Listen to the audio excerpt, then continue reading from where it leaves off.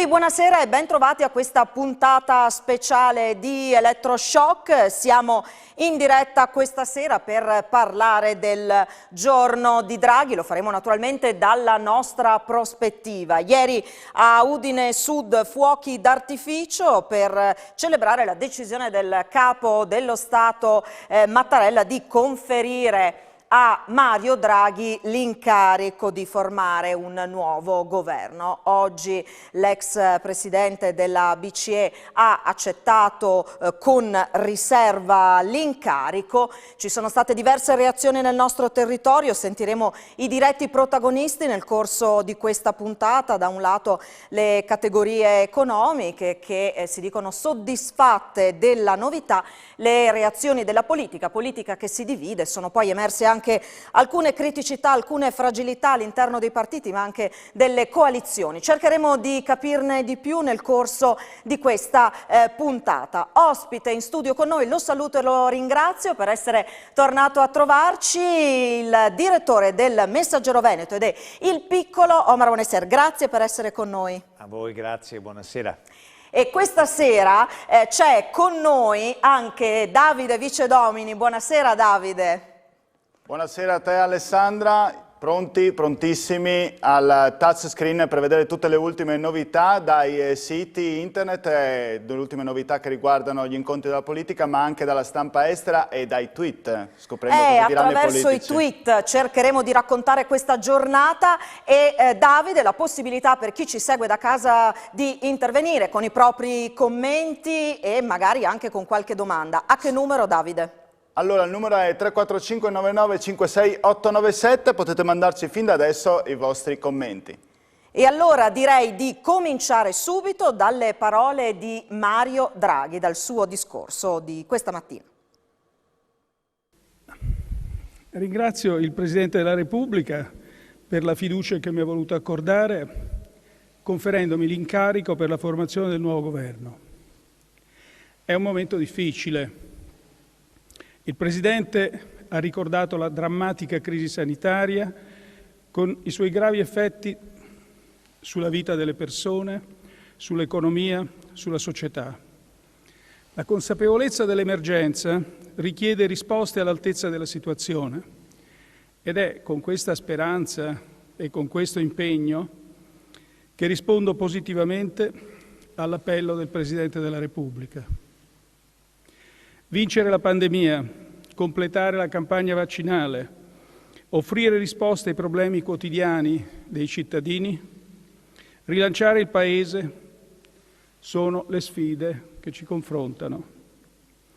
Abbiamo a disposizione le risorse straordinarie dell'Unione Europea, abbiamo l'opportunità di fare molto per il nostro Paese con uno sguardo attento al futuro delle giovani generazioni e al rafforzamento della coesione sociale.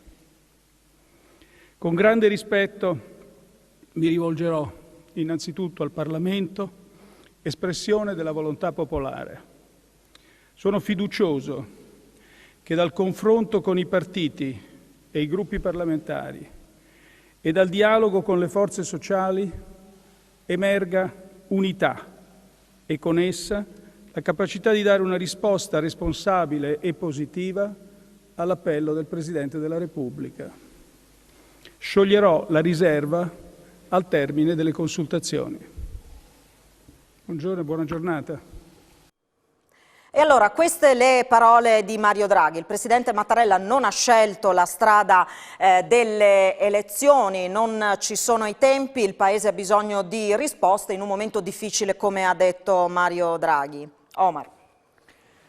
Devo dire che ieri mi è stata fatta nel pomeriggio una domanda su come sarebbe finita la giornata e ho clamorosamente toppato nella risposta perché io non credevo che la crisi avrebbe avuto una accelerazione così veloce, quindi sono sorpreso un pochino, non tanto, come probabilmente molte fra le persone che ci stanno guardando, nel senso che io speravo che in qualche modo la politica avesse, non vorrei dire un colpo d'ala, ma mi pare perfino esagerato, ma avesse almeno la decenza di cercare di trovare una composizione. Quindi sono fra coloro che sono rimasti piacevolmente stupiti, ma comunque stupiti per la scelta del Presidente della Repubblica. Poi sulla scelta naturalmente avremo modo di parlarne. Al momento sono ancora in quella fase in cui sto cercando di capire. Allora andremo a vedere poi tra pochissimo con Davide Vicedomini anche alcuni tweet, perché ormai insomma la politica si racconta anche attraverso i social. Al momento non ha ancora parlato il Presidente della Regione Massimiliano Fedriga, non lo ha fatto con Telefriuli, perlomeno lo ha fatto con voi, Direttore? No, non lo ha fatto, è stata una scelta molto precisa, credo che tutti gli organi di informazione della Regione e non soltanto vogliano sapere che cosa pensano, non soltanto lui, che sarebbe già importante per noi quantomeno, ma anche Zaia per esempio.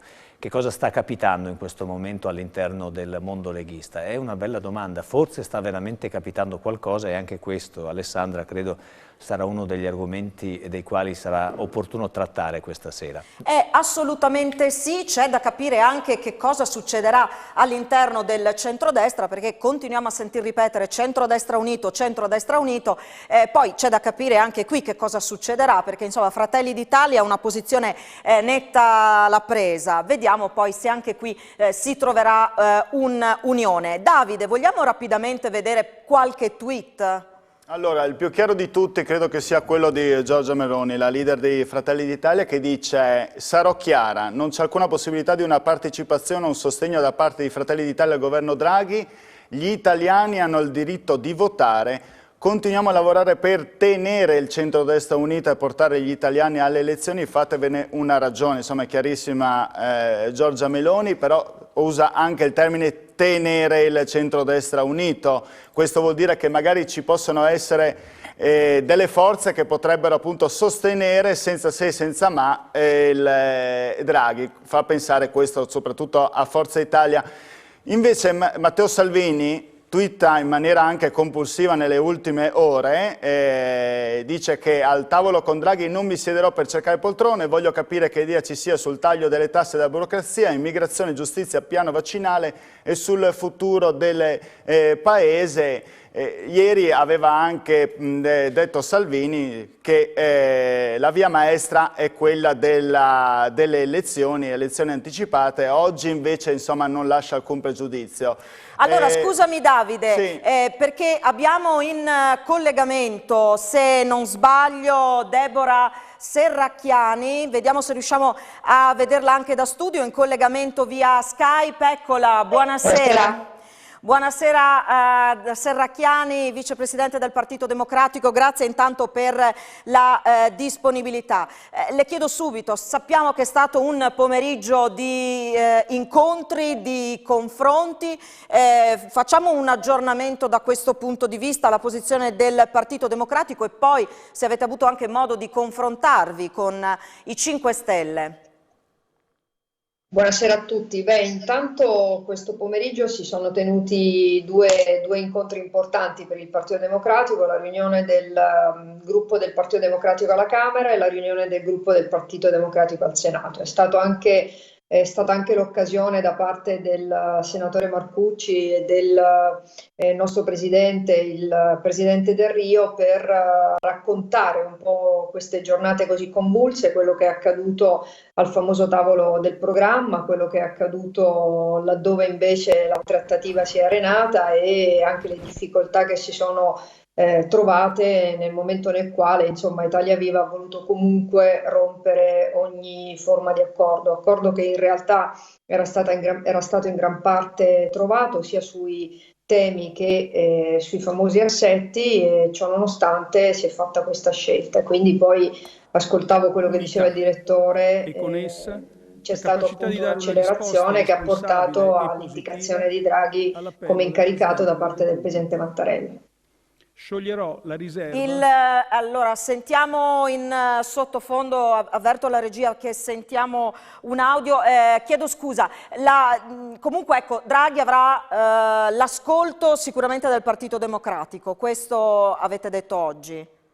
Beh, assolutamente sì, credo che debba esserci da parte di ciascuno un'assunzione di responsabilità. Noi l'abbiamo avuta fin qui, abbiamo cercato di evitare in tutti i modi la crisi e abbiamo in qualche modo dovuto lavorare con questa crisi cercando di risolverla. C'è chi irresponsabilmente ha voluto portarci fin qui. Oggi il presidente Mattarella mette nelle nostre mani una decisione importante. Il Partito Democratico parlerà con il presidente Draghi, dovremo capire ovviamente qual è il programma che porta in Parlamento, che tipo di governo pensa di fare, quali sono ovviamente in prospettiva le azioni che metterà in campo, e da parte del Partito Democratico ovviamente responsabilmente, come abbiamo fatto fin qui, ascolteremo e siamo convinti che dovremo trovare assolutamente le condizioni perché questo presidente incaricato possa avere una risposta positiva in Parlamento, cosa che non sarà semplice perché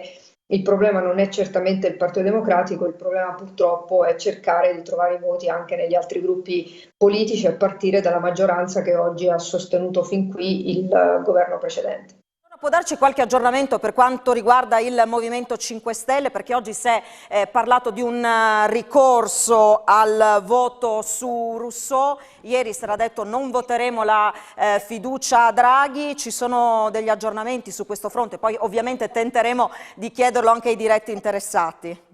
Posso dire quello che so perché con alcuni di loro ovviamente il contatto è costante. C'è una riunione in corso che è stata sospesa alle 19 perché c'è anche l'incontro delle delegazioni del Movimento 5 Stelle, del Partito Democratico e di Leo, proprio per cercare di capire se ci sono le condizioni per un punto in comune. E nel Movimento 5 Stelle ci sono ovviamente posizioni diverse, come è normale e legittimo che sia, che vanno da chi ha già anticipato un netto no a Draghi, a chi invece ritiene che il Movimento 5 Stelle debba andare a quel tavolo, debba ragionare con il presidente incaricato e valutare quali sono i provvedimenti e ovviamente le azioni che il presidente incaricato intende mettere in campo e se queste sono compatibili anche con il lavoro fatto fin qui. Io credo tra l'altro che qualunque decisione, anche e soprattutto con una parte del Movimento 5 Stelle, dipenderà anche evidentemente dalla decisione del Presidente Conte.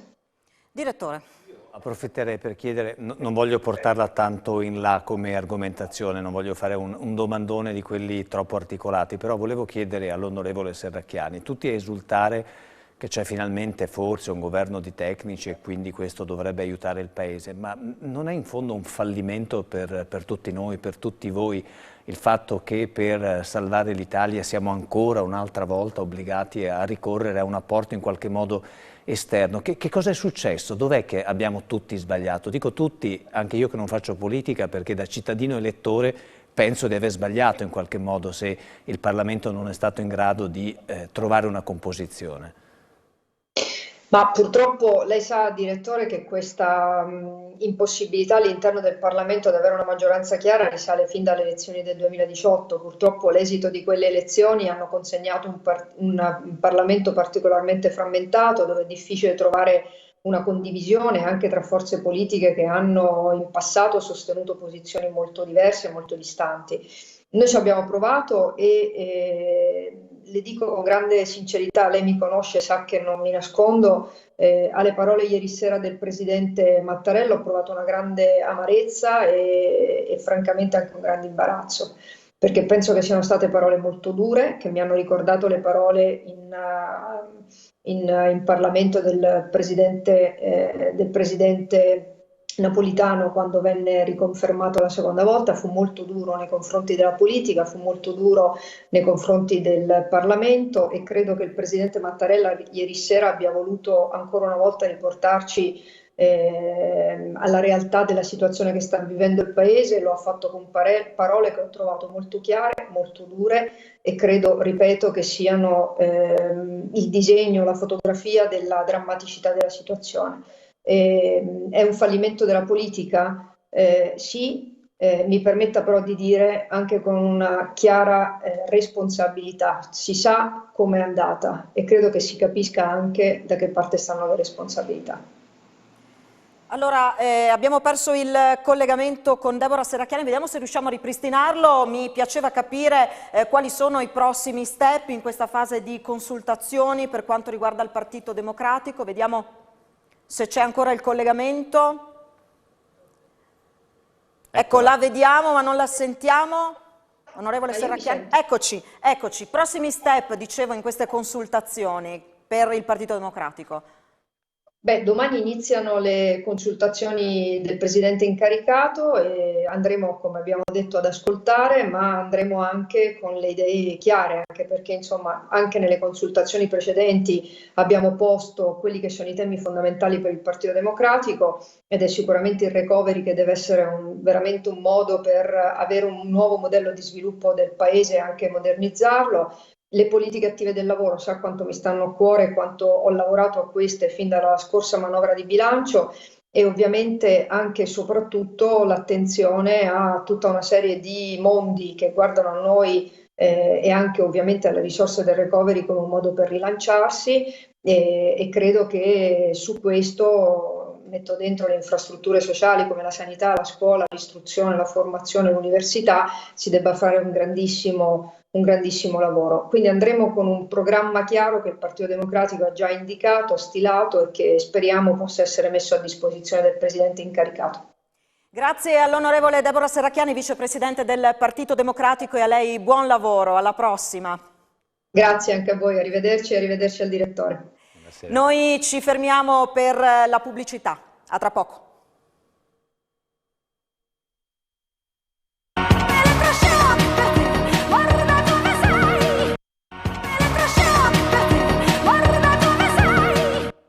Di nuovo insieme in diretta con Elettroshock nel giorno di Draghi. Dalla prospettiva del Friuli Venezia Giulia e della politica di questa regione analizziamo gli ultimi sviluppi romani. Allora do di nuovo la linea al nostro Davide Vicedomini per gli ultimi aggiornamenti e per vedere anche se cominciano ad arrivare messaggi dei telespettatori. Davide. Allora, riprendo quello che hai detto per ultimo. Innanzitutto è arrivato un messaggio, anzi stanno arrivando altri, però uno magari più bello dell'altro, che è questo, quello che dice che Draghi, essendo un uomo molto potente nell'ambito finanziario, potrebbe essere un Monti bis e quindi chiedere ancora un po' di sacrifici ancora in più agli italiani. Questo magari lo chiederemo direttamente al direttore Monestier. Poi vi faccio vedere il tweet di Renzi, un tweet fissato, insomma, che dice: ora è il momento dei costruttori, tutte le persone di buona volontà devono accogliere l'appello del Presidente Mattarella e sostenere il governo di Mario Draghi.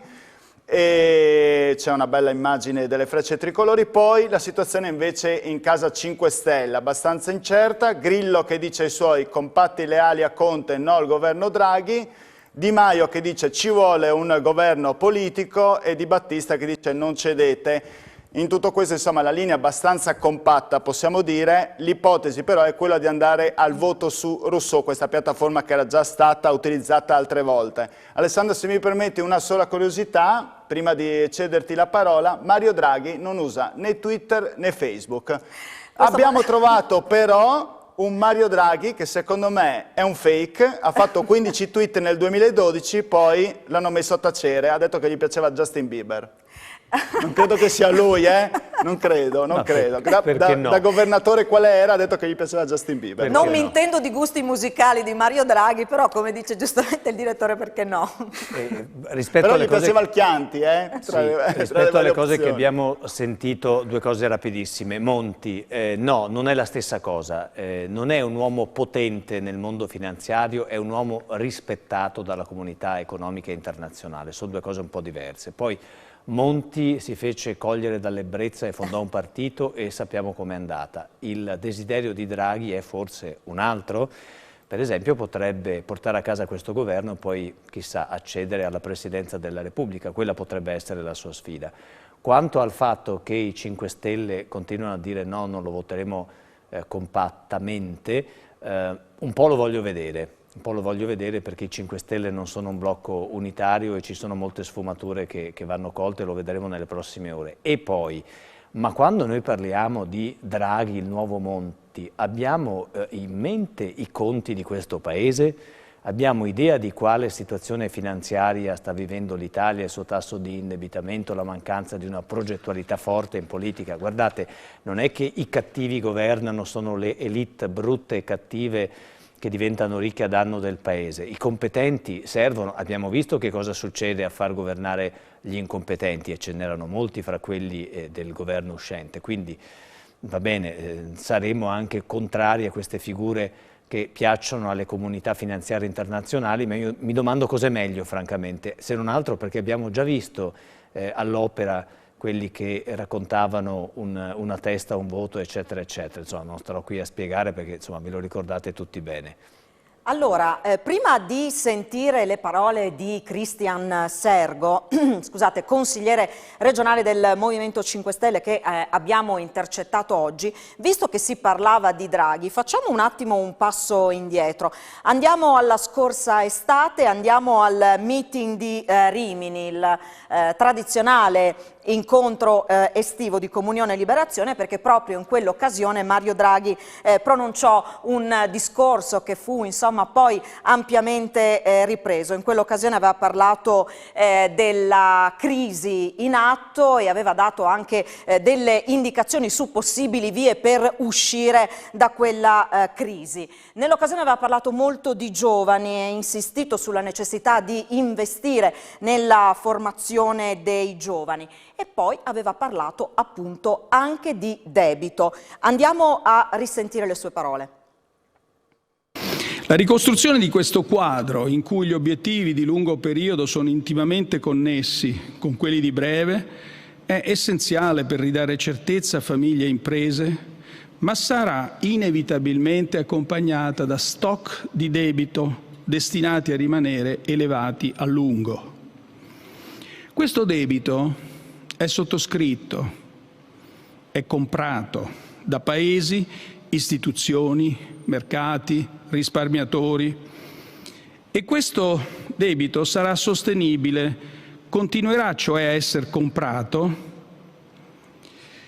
se utilizzato a fini produttivi, ad esempio investimenti nel capitale umano, nelle infrastrutture cruciali per la produzione, nella ricerca e altri impieghi. Se cioè è quello che noi percepiamo come debito buono. La sua sostenibilità verrà meno se invece verrà utilizzato per fini improduttivi, se sarà cioè considerato debito cattivo.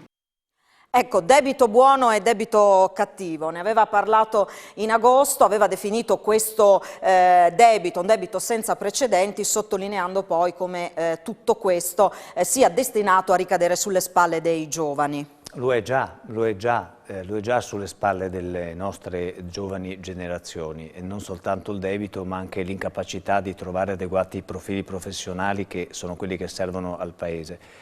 È la prima volta che sentiamo un Presidente del Consiglio incaricato, seppur con riserva, che tocca, perché lo ha fatto anche oggi, la parola giovani con così grande forza. E non è soltanto uno slogan, è una necessità.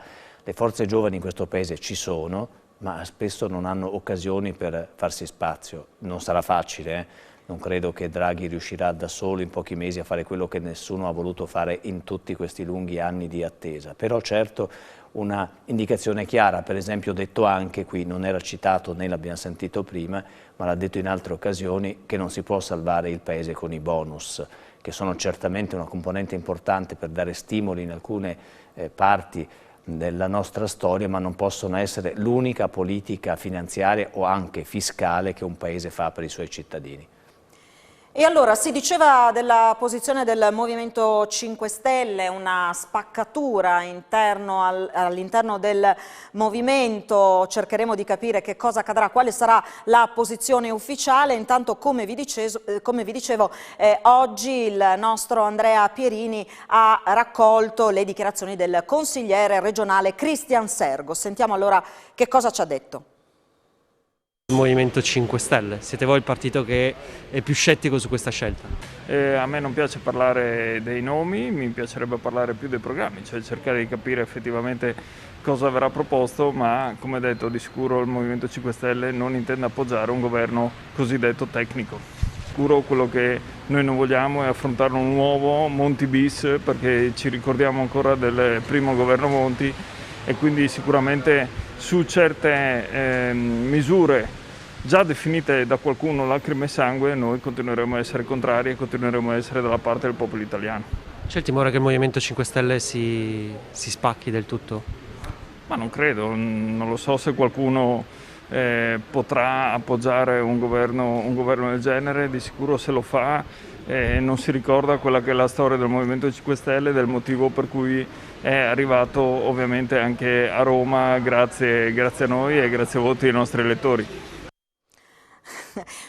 Allora, devo dire che Sergo è uno fra i migliori del mazzo e quindi mi stupisce e un po' mi ferisce che dica una cosa imprecisa su Monti. Monti ha sicuramente un tasso di impopolarità oggi molto elevato, ma qualcuno si deve ricordare che all'epoca mise in sicurezza i conti dello Stato, certo cagionando anche qualche sofferenza agli italiani, a una parte degli italiani sicuramente, ma se non fosse intervenuto la nostra situazione sarebbe stata sicuramente peggiore rispetto a quella che poi abbiamo effettivamente vissuto. Io capisco l'imbarazzo di Sergo e mi rendo conto che in questo momento i 5 Stelle facciano fatica ad affrontare la questione con una grande serenità.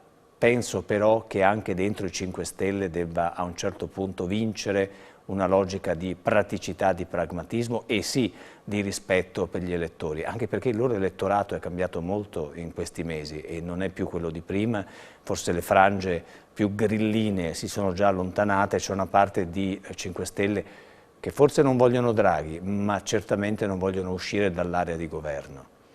E questo è un altro tema che resta in piedi. Allora, si parlava prima già del futuro di Draghi, non sappiamo ovviamente se scioglierà le riserve, se accetterà l'incarico, vedremo come andranno queste consultazioni, quale nuova maggioranza si potrà individuare. Si diceva prima il futuro potrebbe essere quello della Presidenza della Repubblica. Restando in ambito 5 Stelle abbiamo un ministro, abbiamo un nostro ministro che è Stefano Patuanelli e qui anche si guarda al futuro e si dice bene, ecco, Patuanelli si candiderà alle prossime regionali in Friuli Venezia Giulia?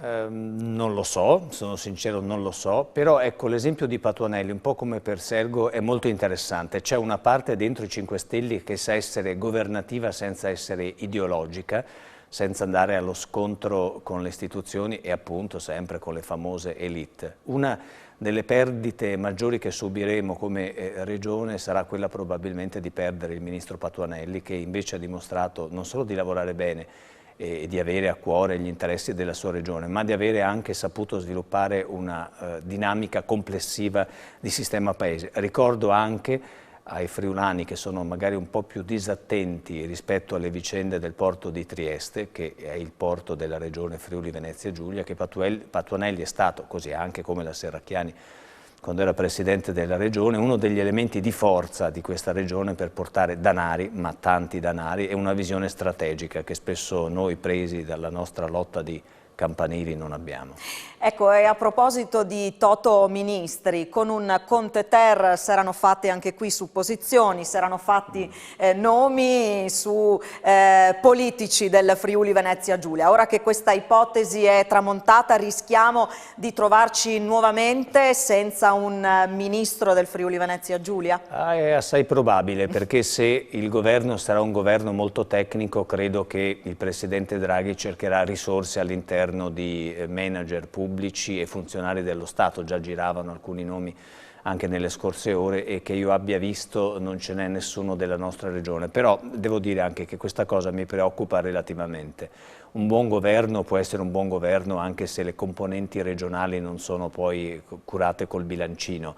Diciamo che ci è andata di lusso l'ultima volta, ma spesso siamo rimasti ai margini della scena politica italiana, non perché siamo incapaci, è banalmente anche una questione di numeri. Siamo una regione di 1.200.000 abitanti circa, con un tasso di decrescita peraltro c'entra nulla, ma bisogna sottolinearlo sempre, con un tasso di denatalità importante, quindi va da sé che forse altre regioni che hanno più persone riescono a offrire un'offerta maggiore anche per la politica. Ecco, i nomi che saranno fatti erano quelli di Deborah Serracchiani, quello di Ettore Rosato. Devo dire che Deborah Serracchiani sul lavoro secondo me ha ancora delle chance, dipende che tipo di profilo sarà. Beh, per Rosato io insomma posso immaginare che possa cadere la qualunque, ma mi stupirei molto se ce lo trovassimo all'interno del governo. Ecco, e a proposito di Italia Viva e di Ettore Rosato, quello che ha detto oggi è sostegno pieno al governo Draghi. La migliore soluzione per il Paese è un governo adatto alle sfide che abbiamo davanti. Ma Alessandra, sarebbe interessante vedere se ci finisse dentro qualcuno vicino alla Lega piuttosto, quello sarebbe un segnale importante, che ne so, un Giorgetti per esempio, sottosegretario di qualche genere, lì si capirebbe come sta girando il mondo. Ci fermiamo per la pubblicità, poi torniamo a parlare della Lega perché come si diceva prima vale la pena di spendere qualche parola. Poi vediamo anche se ci sono altri messaggi e aggiornamenti tra tweet e siti con Davide Vicedomini, a tra poco.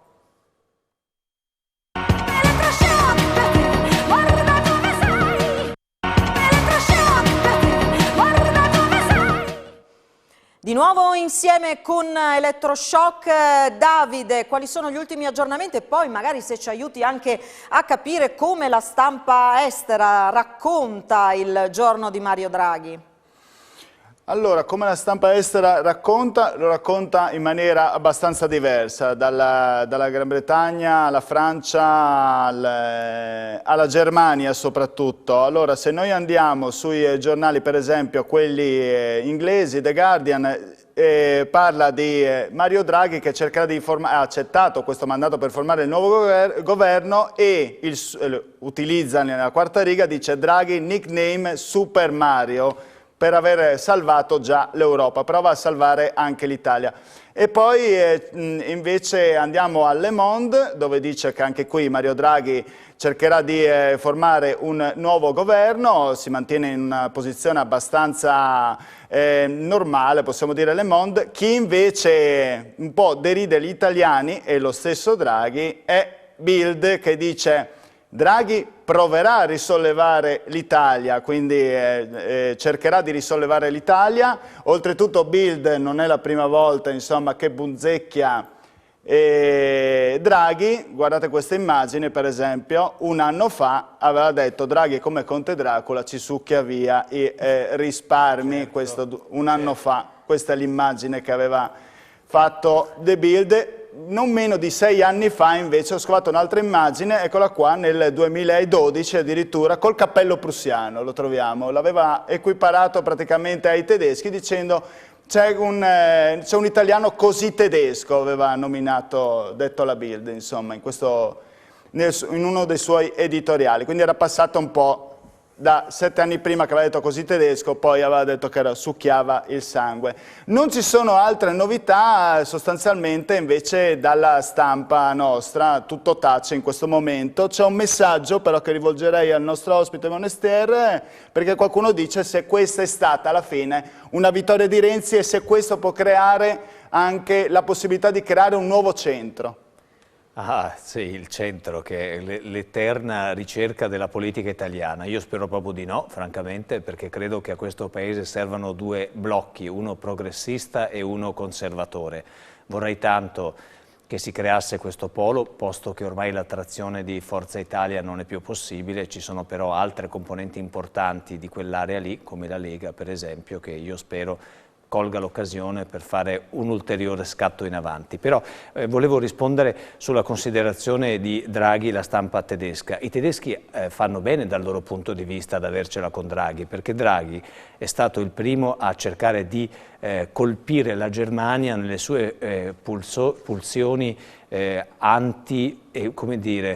rispetto delle diversità all'interno dell'Unione Europea, cioè ha affermato quello che era il predominio economico della banca centrale tedesca, cercando di ripristinare un po' di equilibrio all'interno del sistema. Ha difeso l'euro mentre si stavano creando delle nuove forme di euro-tedesco per così dire, ha cercato di sottrarre alla Germania un ruolo esasperato di protagonista della scena finanziaria europea. Quindi i tedeschi dal loro punto di vista fanno bene ad avercela con lui, ma alla fine tutto il sistema complessivo, compreso la Germania, ha beneficiato della tenuta della Banca Centrale Europea guidata da Mario Draghi. Quindi si capisce il duplice aspetto nella valutazione che fanno dell'uomo Draghi, del banchiere Draghi e ora anche del presidente incaricato Draghi. Purtroppo, scusate, visto dai tedeschi questo non è un paese serio, la politica di questo paese non è considerata dalla Germania, che pure non è che sono perfetti sempre, però capisco che visto da là questo è il solito qua italiano e si fa fatica a vederlo dalla Germania. Allora, torniamo al tema Lega. Abbiamo detto non si è espresso al momento il Presidente della Regione Massimiliano Fedriga. C'è stata in realtà oggi qualche dichiarazione di Zaia, del Presidente del Veneto Luca Zaia, che ha detto nessun pregiudizio su Draghi, però poi ha subito detto bisognerà comunque attendere l'esito dell'incontro tra Draghi e Matteo Salvini. Quindi qui ritorniamo un po' anche alla questione centrale, al ruolo del leader. Ci vorrebbe un leghista per spiegarci questa cosa, ce l'abbiamo? Ce l'abbiamo perché abbiamo in collegamento via Skype, lo ringraziamo ancora una volta per la disponibilità, l'europarlamentare Marco Dreosto, che è anche segretario della Lega per il Friuli Venezia Giulia. Buonasera intanto. Buonasera, grazie per l'ospitalità e saluto anche il direttore. Allora, dicevamo, siamo in attesa chiaramente delle dichiarazioni del Presidente Fedriga, sono arrivate intanto per prime le sue e allora ascolteremo con attenzione il programma che Draghi presenterà al centrodestra. Da parte nostra nessun pregiudizio su Draghi.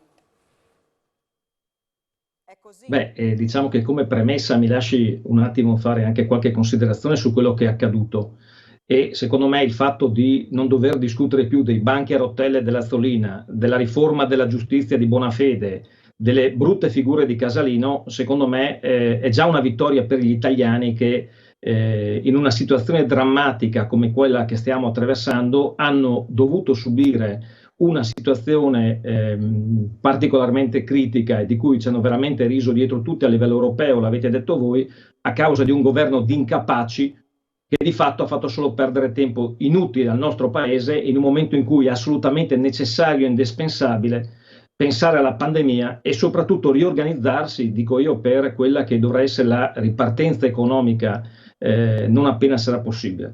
Quindi in questo senso non siamo soddisfatti di quello che è accaduto perché è un dramma per il Paese, però finalmente ci siamo tolti delle persone che a nostro avviso sono incapaci. Per quanto riguarda invece Draghi, come giustamente lei ha già sottolineato, per noi è una persona sicuramente, non lo diciamo noi, di altro profilo, riconosciuta anche a livello europeo e mondiale, per la sua competenza, non per i suoi probabilmente agganci politici, come ha detto giustamente il direttore.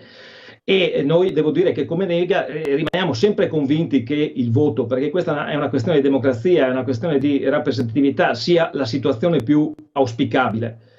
E questo deve essere per noi una via sempre maestra in un aspetto appunto di sovranità che secondo noi deve essere rispettata. Però è vero anche che in un momento così drammatico è giusto che Matteo Salvini e tutto il centrodestra faccia le considerazioni del caso, ascoltando quelle che sono le proposte concrete di Draghi, che abbiamo detto essere assolutamente una persona all'altezza della situazione, e successivamente si prenderanno quelle che sono le decisioni più congrue che io auspico possono andare nella direzione di appunto una soluzione che ci porti comunque in un tempo relativamente breve al rinnovo del Parlamento e da un governo che possa avere una stabilità. Questo anche nell'interesse della nazione e, come diceva il direttore, soprattutto per dare rappresentatività al nostro Paese all'esterno, quindi sia all'Europa ma anche al mondo. Senta Dreosto, io credo, lei non è in grado immagino in questo momento di dire come voterete perché è molto presto, però io credo che la Lega si giochi una fetta importante del suo futuro in questo momento e credo che i segnali che sono arrivati già durante il precedente governo, durante il governo Conte 1, da parte del resto del mondo siano stati molto, molto chiari. O la Lega entra nel solco dei grandi partiti europei di centro o di centrodestra, insomma con una connotazione fortemente europeista, che riconosca il ruolo dell'Europa e abbandoni alcuni dei suoi aspetti più estremisti, diciamo così, citazione impropria, ma insomma per capirsi, oppure è destinata a rimanere ai margini, perché abbiamo già capito che è Giorgia Meloni che sta intercettando quella parte lì dell'elettorato, così come abbiamo capito che Forza Italia fa fatica a presidiare l'area di centro nella quale voi oggi siete un pezzo di riferimento importante. Non voglio fargliela tanto lunga, non voglio fare anche qui lo spiegone, ma siete pronti a diventare la nuova CDU o qualcosa del genere, questo partito di riferimento per l'area dei conservatori in Italia? Ma allora guardi direttore, la sua domanda è direi assolutamente pertinente ma complicata, complessa. Oggi la Lega è già il primo partito di questo paese e ha dimostrato nel breve periodo che è stata al governo che è in grado con soluzioni concrete di portare avanti l'economia, la politica e anche la politica estera del paese in un contesto internazionale. È chiaro che questo è un momento particolarmente difficile perché succedere ad un governo che ha fatto quello che ha fatto il governo 5 Stelle assieme al PD e soprattutto in un contesto pandemico come quello che stiamo attraversando significa andare incontro ad una situazione che è veramente difficile e veramente complessa. E qui le decisioni ovviamente spettano, lei l'ha detto giustamente, al nostro segretario federale che le prenderà solamente dopo aver capito innanzitutto quali sono le intenzioni di Draghi, quali sono i tempi che si è dato e soprattutto quali sono i programmi, perché vede, pur anche per collocarsi in un contesto omogeneo come quello che lei ha detto, noi siamo un partito che è passato, secondo me, ha fatto un passaggio straordinario. Noi eravamo forse il partito, e qui non rinneghiamo le nostre radici, ma eravamo il partito delle ideologie, stiamo diventando il partito delle idee. Con questo passaggio straordinario dobbiamo per forza raffrontarci con chi propone idee che vadano nella direzione che noi condividiamo. L'ha detto quest'oggi Matteo Salvini, il taglio delle tasse, il taglio della burocrazia, la ripartenza dei cantieri, il piano dei vaccini importantissimo, la riforma della giustizia, ma lei, direttore, ha fatto un passaggio straordinario sull'occupazione giovanile, sui giovani. E questi sono i temi e le cose su cui, e io penso che chi ha questi temi nel cuore, chi porta avanti questo tipo di iniziative, non possa essere considerato un partito estremista o radicalista, ma possa benissimo essere considerato un partito di governo che si colloca anche all'interno dell'Unione Europea in un contesto di ragionamenti con tutti gli altri partiti. Forse c'è stata una speculazione anche da parte di alcuni di posizionare il nostro movimento, forse per il passato, forse per opportunità, in un contesto radicale estremista che di fatto non è. Guardi, io a Bruxelles parlo con tutti e stiamo portando avanti delle iniziative anche per il bene del nostro paese, ma anche della nostra regione, parlando con tutte le parti politiche. Ora, se ci saranno all'interno delle idee e delle proposte del Presidente Draghi iniziative che vanno nell'ordine di quelle che ho elencato io, ma in realtà sono quelle che ha proposto quest'oggi Matteo Salvini, io sono convinto che la Lega possa proporsi, se non subito, nel medio periodo come partito di governo, anche perché, ripeto, siamo comunque il primo partito e abbiamo il diritto e il dovere di rappresentare quella parte degli italiani che oggi sostengono il nostro movimento. Ecco, a fronte di quello che lei sta dicendo e a fronte anche dello scenario tracciato dal direttore Monestier, l'appoggio a Draghi sembra veramente una scelta politicamente obbligata. Ma mi lasci dire, non è una scelta obbligata. Secondo me, ripeto, è necessario che il governo che si va a formare, che non abbiamo ancora capito se sarà un governo tecnico, se sarà un governo politico, che tempi si è dato e quali iniziative vuole portare, oltre ovviamente a quelle che abbiamo già sicuramente affrontato. Il problema pandemico, il problema delle vaccinazioni è urgente e va preso subito in mano, però non abbiamo ancora capito quali sono i ragionamenti di prospettiva. Io penso, guardi, che il nostro elettorato, che è un elettorato ormai moderato, un elettorato che è consapevole di quello che è la potenzialità di questo movimento, anche perché è rappresentato anche a livello nazionale da persone insomma, che hanno sicuramente una certa credibilità, debba per forza comprendere quali sono le dinamiche che in questo momento ci aspettano. Fino a quando noi non saremo in grado di comprendere chi intende appoggiare questo governo, ma soprattutto quali siano le intenzioni di Draghi, che ripeto è una grandissima personalità. Ieri ho fatto una considerazione: non possiamo avere sicuramente un capitano solo al comando, abbiamo necessità di una squadra. Se anche la Lega farà parte di questa squadra, io non glielo so dire oggi, perché dipenderà dalle conversazioni che avranno il centrodestra, Matteo Salvini, con l'interlocutore che in questo momento è stato incaricato di formare il nuovo governo. E allora per una Lega che vuole appunto proporsi e che ha le caratteristiche, come lei dice, per essere partito di governo, la strada delle elezioni sarebbe stata preferibile rispetto alle consultazioni di Draghi? Ma a nostro avviso assolutamente sì, anche perché altri paesi in Europa, faccio l'esempio dell'Olanda in cui è caduto il governo proprio all'inizio del mese di gennaio, il 14 di febbraio saranno già elezioni, quindi io penso che in qualche modo si strumentalizzi anche il problema pandemico, anche perché ricordo che tra il mese di aprile e il mese di giugno ci saranno quasi 20 milioni di italiani che saranno chiamati ad andare al voto per le elezioni comunali e amministrative.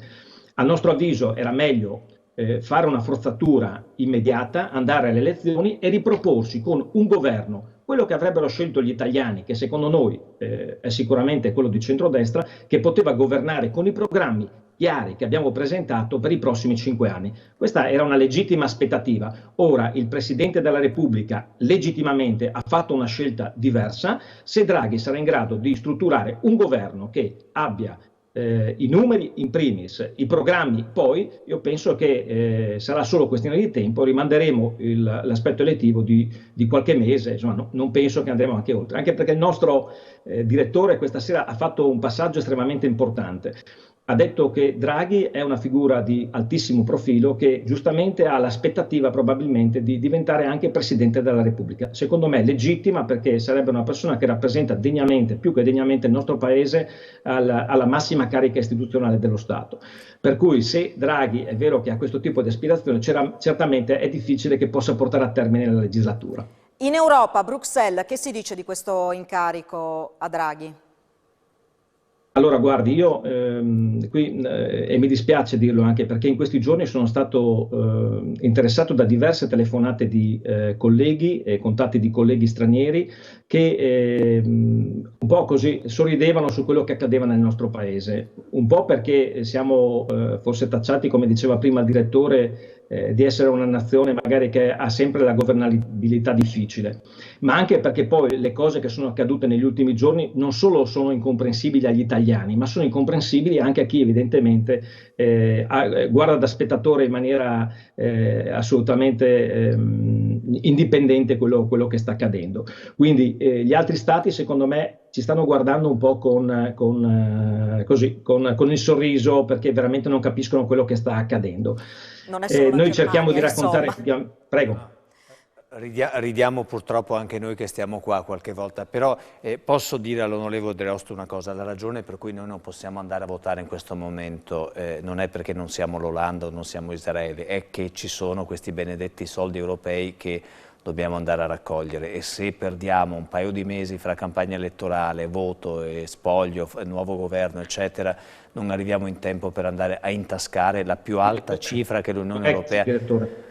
Poi anch'io credo Direttore, che quando c'è una situazione di crisi il voto sia sempre meglio, però credo anche che vi facciano un favore, perché non credo che in questo momento il centrodestra unito sia così unito e sia così in grado di governare come vorrebbe. Credo che ci sia ancora qualche scossone in corso e quindi forse fa del bene anche a voi aspettare ancora qualche mese, forse. Poi Dreosto, bisogna fare una nuova legge elettorale, Dreosto, bisogna affrontare il tema della legge elettorale, che se no qui continuiamo a parlare di proporzionale, dove possiamo andare con un proporzionale. Non è l'Italia che è ingovernabile, sono gli strumenti che vengono dati agli italiani che sono ingovernabili, quindi la legge elettorale va assolutamente rivista.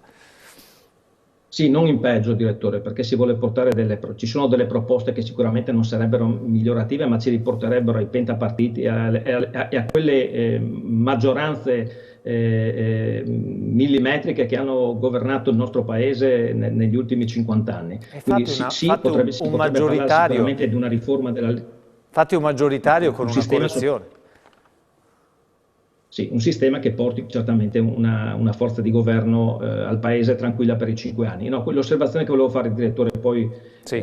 non per contraddirla, ma come proprio considerazione, non è tanto vero che il Recovery Fund e il Recovery Plan venga messo in discussione da un aspetto elettivo, perché l'Italia ha già presentato un primo piano che è stato vagliato dalla Commissione europea, è un piano molto lacunoso, per dire la verità, e c'è tempo entro il mese di aprile per presentare il piano definitivo. Dopo la Commissione europea ha 2 mesi di tempo per rivederlo, correggerlo, rimandarlo allo Stato, quindi allo Stato membro, e lo Stato membro lo ripresenta. E tutto questo può essere fatto tranquillamente con un governo che ha i poteri di un governo diciamo elettorale, che potrebbe essere per esempio il governo di Draghi.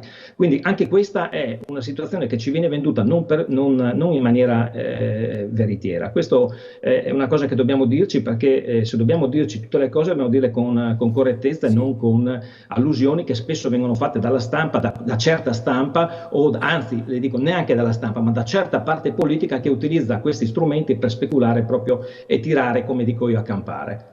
Vabbè, no, volevo dire che se andassimo a votare adesso questo processo sarebbe enormemente rallentato, anche perché con un nuovo governo forse cambierebbero anche le priorità, quindi sarebbe necessariamente rimesso in discussione il recovery, questo intendevo, forse non mi sono espresso molto chiaramente io, questo era il senso.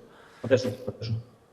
Che poi è quello che ha detto anche il Capo dello Stato Mattarella. Grazie allora all'europarlamentare Marco Dreostro per questo collegamento e buon lavoro anche a lei. Arrivederci. Grazie a voi, buona serata e buon lavoro. Ci fermiamo per la pubblicità, tra poco.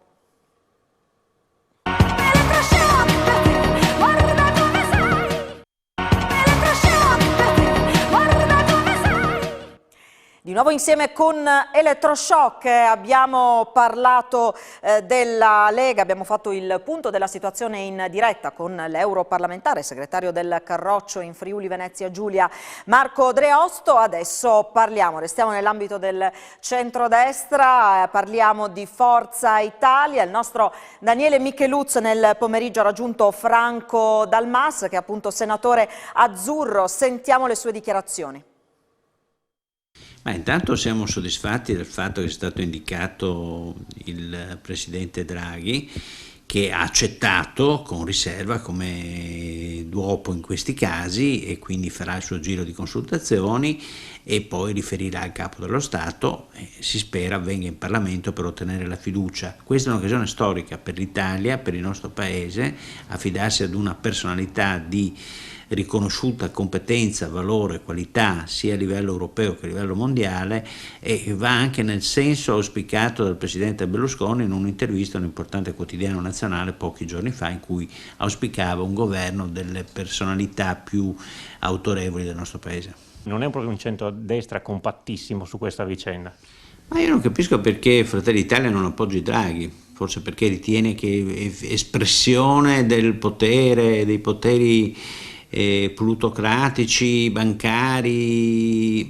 Draghi mi sembra che abbia dimostrato nella sua vita, nella sua carriera, di essere un tecnico che è molto, molto vicino alle esigenze delle popolazioni, dei popoli, che ha una visione, ripeto, dell'Europa, che colloca l'Europa e l'Italia dentro l'Europa in un scenario nuovo, che ha dimensione esatta delle cose necessarie per far ripartire il nostro Paese. Il resto sono così, voglio dire, slogan inutili che non ci portano da nessuna parte. Immaginare che Draghi sia la riproposizione di altri governi tecnici che abbiamo conosciuto nel passato più o meno remoto o più o meno vicino, mi pare che sia una poca cosa. Queste le parole di Dal Mas. Mi verrebbe da rispondere al senatore Dal Mas sulla questione di Fratelli d'Italia. Lui dice: io non capisco perché, ma in realtà lo capisce, ma non lo può dire anche per buona creanza. Giorgia Meloni sta capitalizzando la sua crescita elettorale a destra. Il problema è che finirà col essere una piccola Le Pen che avrà molti consensi ma non riuscirà mai a mettere le mani sul governo di questo Paese. Però lei crede, stando all'opposizione, opposizione dura e pura, di riuscire a raggranellare consensi strappandoli alla parte di destra, che pure c'è dentro i 5 Stelle, che ce n'è tanta, alla parte di destra della Lega che non è d'accordo con questo tipo di alleanza e forse anche a qualcuno di indeciso che gira intorno a Forza Italia. Quindi questo è il gioco della Meloni, un partito che parla molto di Italia, Italia, Italia, Italia, però nella prima vera grande occasione di dare un segnale di collaborazione per tirar fuori l'Italia da questo pantano in cui siamo, si defila perché fa un calcolo elettorale.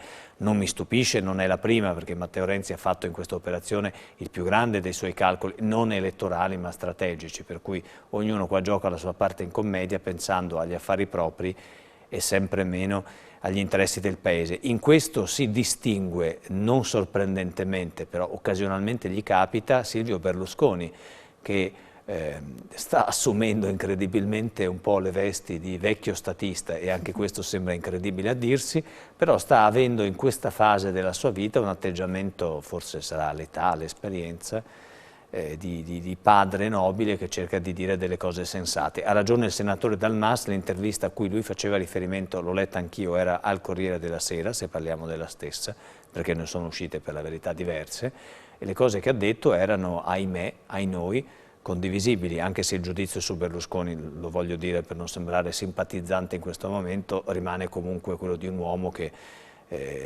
va raccontato nella sua intierezza e non soltanto per questi elementi così savi in questa parte della sua vita. A proposito di Forza Italia, oggi Brunetta diceva con Draghi sicuramente ci portiamo a casa il MES sanitario, sistemiamo un po' la questione vaccini, curiamo questa emergenza sanitaria perché questa è l'unica promessa, è l'unica premessa alla cura poi della nostra economia. Vero, è vero, credo che abbia ragione Brunetta, anche se io diffido un po' dai toni trionfalistici con i quali viene accolta questa scelta. Ho visto anch'io molti tweet di personalità politiche anche di questa regione con cuoricini, faccette buffe, con grande gioia, che da una parte comprensibile perché se ne va l'odiato Conte, ma dall'altra l'entusiasmo che c'è intorno a Draghi io la vorrei calmierare un po', non voglio fare il bastian contrario, aspetterei un attimo. Vi ricordo, visto che è stato citato più volte ed era un'altra storia, che anche quando venne indicato Monti ci fu un coro, un peana di che bello, beh insomma non mi pare che oggi il giudizio su quel governo sia altrettanto roseo. Quanto ai fuochi d'artificio a cui faceva riferimento Vice Domini all'inizio, io avrei aspettato un pochino, vediamo che governo viene fuori, poi magari ci pensiamo per i fuochi d'artificio. Abbiamo citato Matteo Renzi, c'era una domanda che poi non ha avuto risposta, ma questa è una vittoria di Renzi? Ma Renzi voleva arrivare qui? È il suo capolavoro, voleva vendicarsi nei confronti del PD umiliandolo. Il PD ha fatto un errore fondamentale, all'inizio ha aiutato Matteo Renzi ad andare addosso a Conte, perché c'è da dire che non tutte le cose che ha sollevato Renzi sono sbagliate. Effettivamente il governo si era impallato, Conte non stava più andando nella direzione giusta e soprattutto con la velocità adeguata. Quindi Renzi aveva colto quello spiraglio, ma non l'ha fatto proprio per il bene del Paese. Si è sentito mortificato dal fatto che Conte non se lo filava proprio quando lui faceva le sue richieste, quindi ha indossato l'elmetto e ha detto mo ti faccio vedere io che ho comunque la mia pattuglia in Parlamento. Il PD, dicevo, ha aiutato sicuramente nella prima fase Renzi a fare breccia nella maggioranza di governo per porre dei quesiti, solo che come sempre Renzi non è controllabile neppure dal PD che è il suo ex partito. E questo è un primo punto.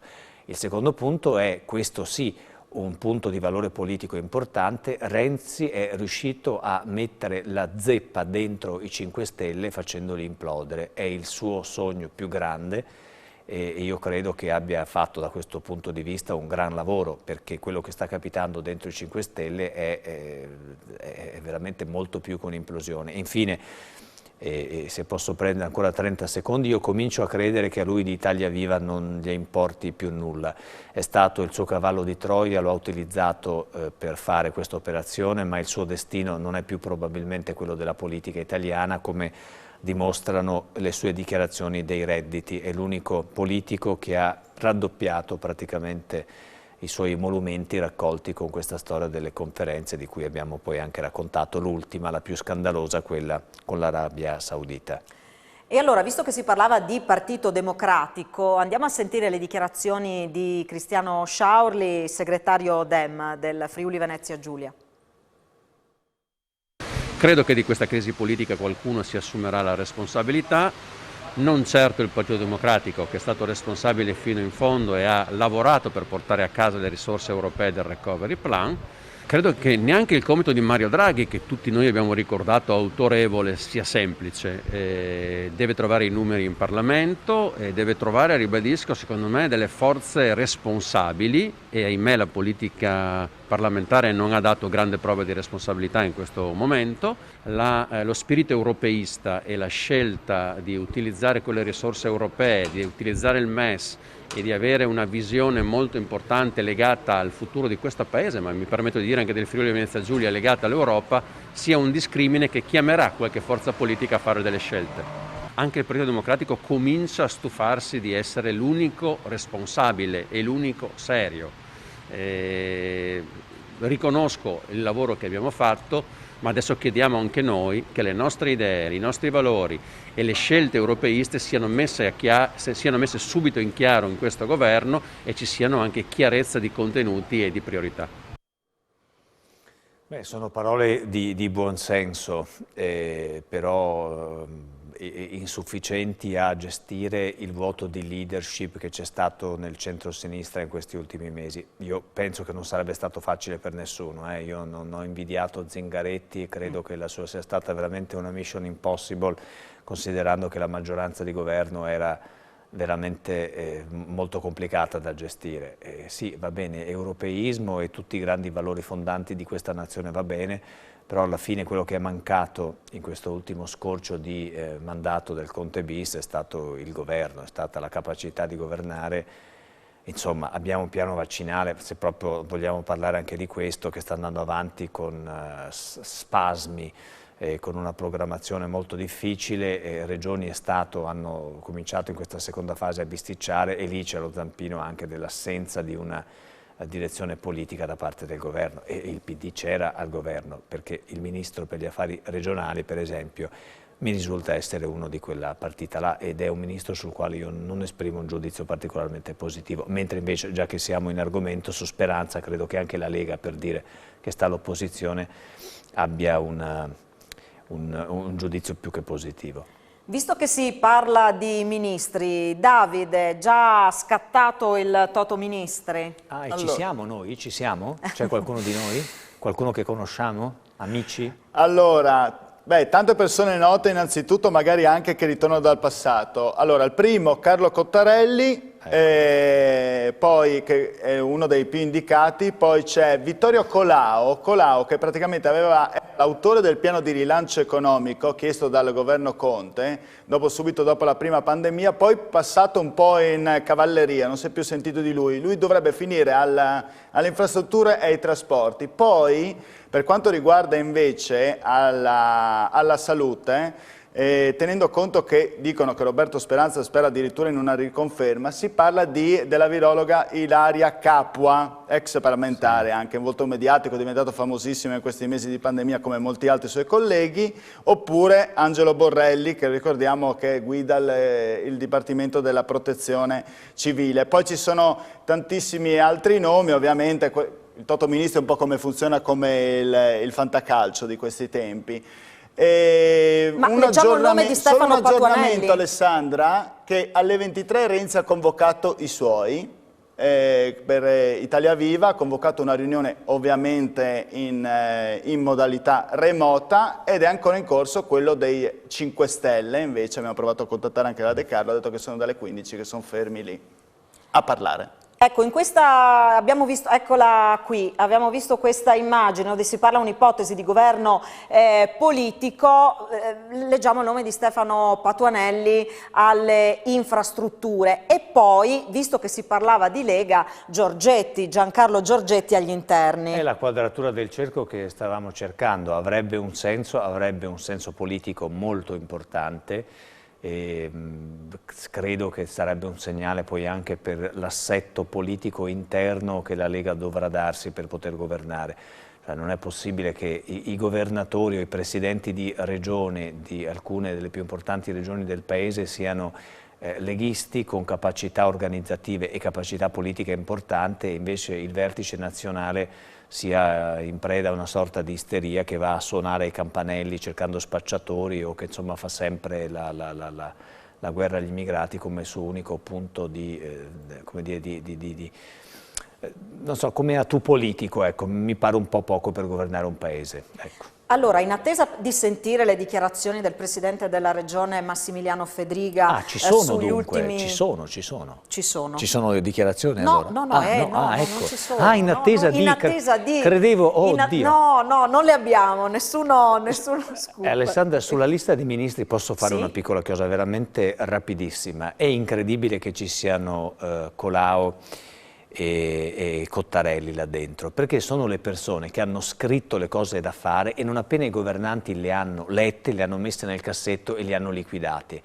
E guardate che là dentro, cari amici telespettatori che ci state guardando pensando che sia appunto il fantacalcio, lì dentro c'è scritto tagli, riorganizzazione, qualche testa salterà, perché questo paese ha una serie di sovrastrutture costosissime e poco funzionali, e Cottarelli le aveva messe nero su bianco. Se si facesse anche solo la metà di quella roba lì, io non credo che poi quelli che saranno tagliati saranno così contenti, quelli che adesso fanno wow che c'è Draghi, non ne sono mica tanto sicuro.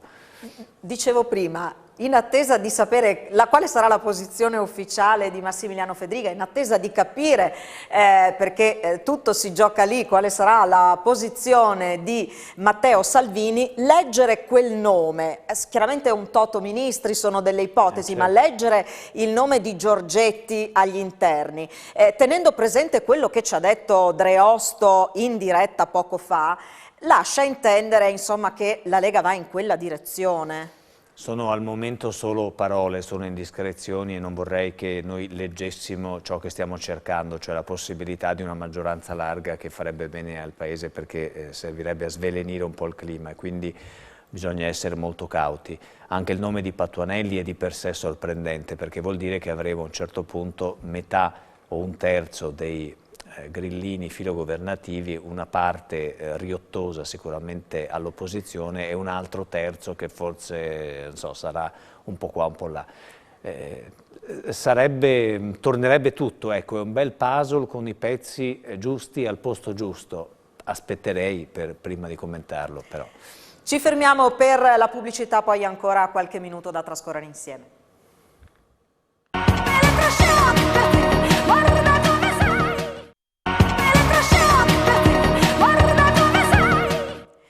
Siamo in diretta con Elettroshock. Davide, ci sono degli aggiornamenti? Abbiamo qualche novità? Allora, la novità di adesso, notizia battuta dalle principali agenzie di stampa, riguarda l'incontro che è terminato tra il PD, Movimento 5 Stelle e Leo. Ha parlato Nicola Zingaretti, segretario del PD, che dice: nel quadro del lavoro che si è avviato dopo il conferimento dell'incarico al professor Draghi, pur nel rispetto del confronto che si è aperto tra le forze politiche, è positiva la disponibilità di PD, Movimento 5 Stelle e Leo di voler continuare a tenere aperta una prospettiva politica unitaria. Queste le parole di Zingaretti. Scusate, ho in mano il telefono perché sto cercando di capire fra giornalisti e politici se c'è qualche aggiornamento da dare in diretta.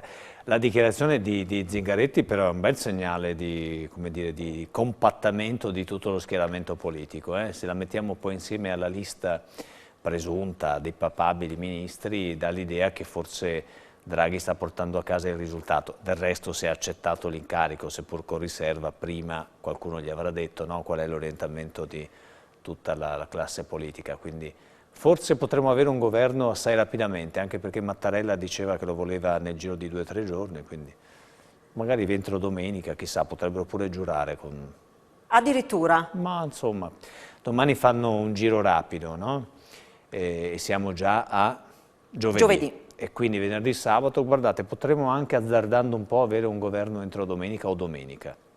C'è poco tempo a disposizione, vedremo quali sono gli sviluppi, però insomma già queste dichiarazioni di Zingaretti, unite un po' anche a quello che stiamo raccogliendo, aspettiamo naturalmente, però insomma interpretiamo quello che abbiamo a disposizione al momento. Vanni Agava, deputato della Lega, sentiamo che cosa ci ha detto.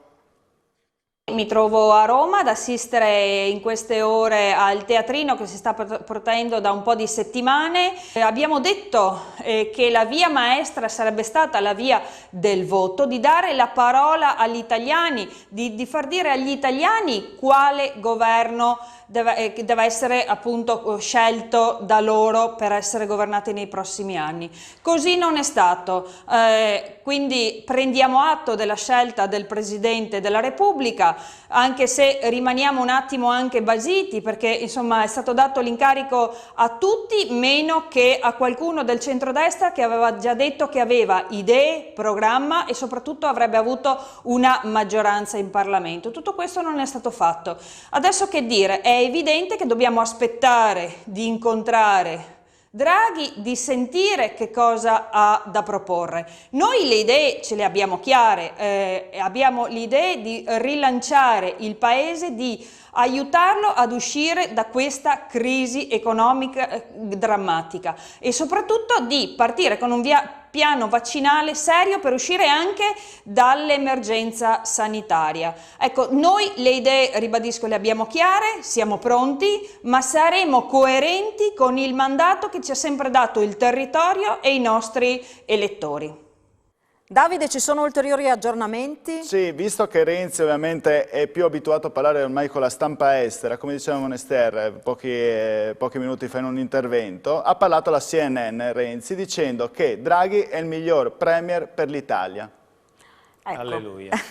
E solo una cosa, integrazione delle cose che ha detto Vanni Agava, ma siamo sicuri che Draghi non è un uomo, non dico di destra, ma con un orientamento centro, con qualche passaggio un po' sul centro-destra, fu Berlusconi a indicarlo, quindi non saprei definirlo come uomo di centro-sinistra, quindi quando lei dice ma potevamo dare l'incarico a un uomo di centrodestra, ma insomma lì non saprei bene, non sarei così sicuro della coloritura, ma non lo vedrei tanto a sinistra, ecco, mettiamola così. Allora, in questi minuti finali che abbiamo a disposizione vi raccontiamo di un'iniziativa, anzi di un paio di iniziative targate Friuli Venezia Giulia che risalgono a un po' di tempo fa, che in qualche maniera hanno anticipato quello che stiamo vedendo oggi. Vi proponiamo adesso le dichiarazioni di Anna Mareschi Danieli, presidente di Confindustria Udine, alla quale appunto abbiamo chiesto un commento su questo incarico a Draghi, ricordando che lo scorso aprile era partita proprio da Confindustria Udine una petizione per Mario Draghi presidente. Posso dire che oggi è un giorno felice, oggi è un giorno che ci vede particolarmente entusiasti. Noi ad aprile avevamo sollevato la necessità di esperienza e competenza al governo, nelle istituzioni. Oggi siamo arrivati tramite un terremoto istituzionale incredibile e tramite anche un gran coraggio di qualcuno, siamo arrivati alla situazione che speravamo. Forse ci abbiamo messo un po' troppo, ma il vento stava cambiando. Noi ci aspettiamo un governo europeista, antipopulista, ci aspettiamo competenza ed esperienza e ci aspettiamo anche che questo nuovo governo tecnico, definiamolo, venga messo nelle condizioni di poter operare nel più breve tempo possibile nell'interesse del Paese. Quindi quanto potrà durare? Speriamo tanto, sicuramente un anno mi verrebbe da dire, perché il semestre bianco dovrebbe cominciare a fine luglio e questo permetterà quindi circa un anno di governo, almeno. Un anno non è una tempistica sufficiente per ricostruire il nostro Paese, però è una tempistica, ritengo, più che adeguata per dimostrare all'Italia e agli italiani cosa significa qualità della classe dirigente e spero davvero che tutti gli italiani da domani non ne possano più fare a meno. Io ritengo che nel momento in cui è stato fatto solo il nome di Draghi, lo stesso Draghi debba aver ricevuto sufficienti garanzie per portare avanti il governo del futuro. Mattarella per l'ennesima volta, mi sento di dire, ha dimostrato cosa significa responsabilità istituzionale, assumendosi ogni responsabilità del ruolo che gli compete, quindi grazie al Presidente Mattarella. Si è parlato di MES sanitario, mettere in sicurezza sanitaria il Paese per poi arrivare a metterla in sicurezza anche dal punto di vista economico. Questa è una strada che lei condivide? Beh, ce lo dimostra Biden, no? Nel giro di 2 settimane ha raggiunto la vaccinazione di oltre il 7% della popolazione. Parliamo di più vaccinati che di persone che hanno subito diciamo così, il Covid, quindi è sicuramente la strada che ci serve. La sanità ha subito una serie di tagli negli ultimi decenni che l'hanno resa non più sostenibile, dobbiamo ricostruirla, la competenza ce l'abbiamo, nel senso che abbiamo medici competenti e abbiamo una struttura che lo permette, quindi non vedo altra soluzione se non investire in quella che è l'unica vera cura per la ricostruzione del nostro paese, che è quella dei vaccini. E allora, in aprile c'era questa petizione per Mario Draghi Presidente lanciata da Confindustria Udine. Forse non tutti sanno che la scorsa estate a Udine è nata l'associazione Movimento Draghi Presidente, nata dunque in Friuli che poi si è ramificata in tutta Italia. Ne abbiamo parlato con il presidente e fondatore Stefano Cautero. Questo movimento nasce su iniziativa di alcune persone, tra cui diversi friulani.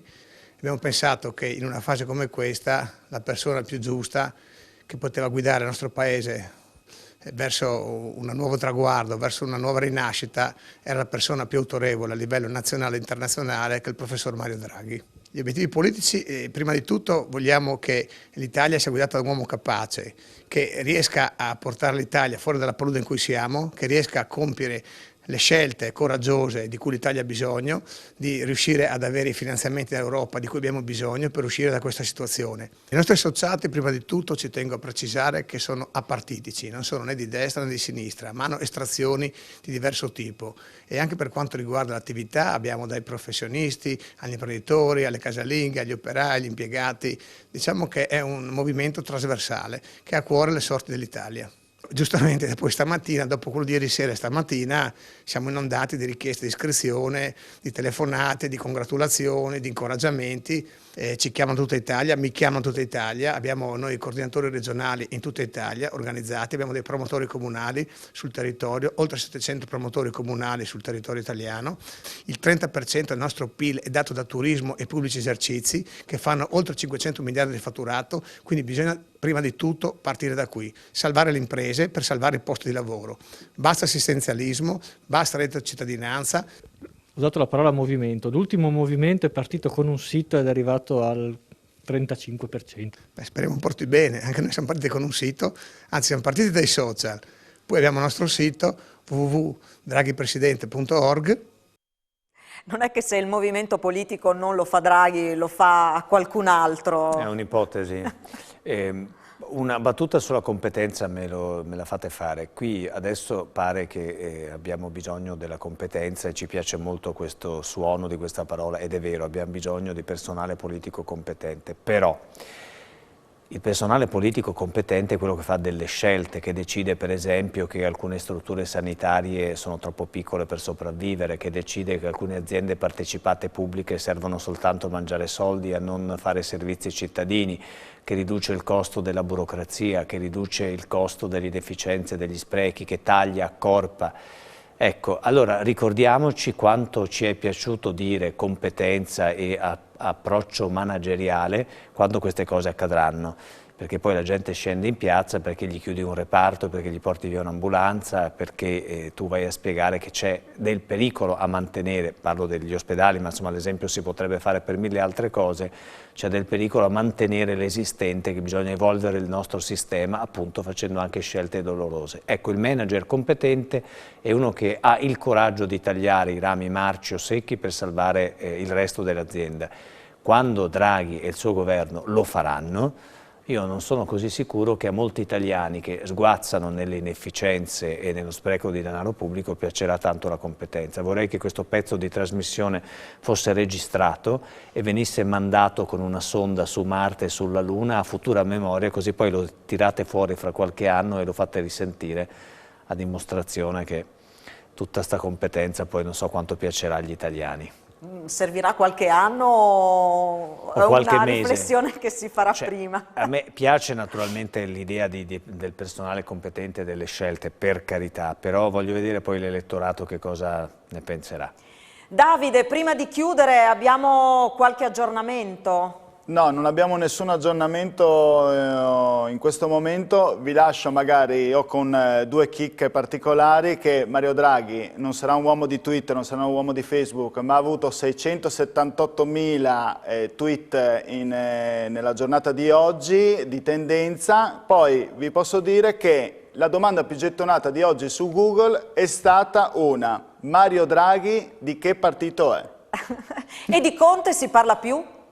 Di Conte non si parla, no, si era parlato su un sito, dicevano che probabilmente poteva rientrare tra il Toto Ministri, un'ora dopo invece è scomparso. No, ma no, non è possibile, dai. Comunque, se volete sapere, l'unica passione che ha è golfista, a chiunque possa interessare gioca a golf, del resto l'upper class non può che giocare a golf. Assolutamente, abbiamo qualche campo interessante qui in Friuli che sa che non... Speriamo che venga. che venga ad esercitarsi qui in zona. Ci sono aggiornamenti dell'ultimo minuto, direttore? No, su questa cosa di Patuanelli ho chiesto, ma insomma è una delle tante cose che girano, ma in questo momento non mi sentirei di asseverarla come vera. Aspettiamo.